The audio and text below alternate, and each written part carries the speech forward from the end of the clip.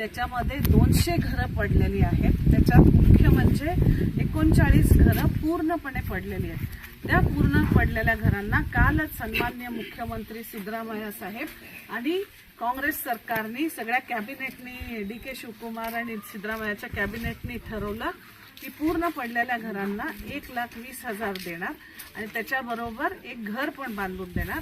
SC/ST लोकांना 1,50,000 देणार आहोत। त्याच्यामुळे कोणाचीही तालुक्यामध्ये अशी पडझड झालेली असेल तर कृपा करून तहसीलदार ऑफिसला किंवा PDOकडे फोटो सहित पूर्ण तुमचं बँक अकाउंट बरोबर कंप्लेंट द्या।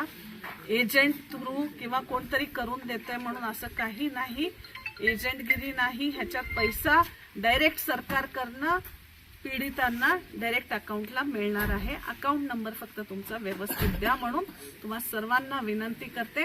कालच GO येऊन मुख्यमंत्र्यांनी स्वतः हे पास केलेलं आहे।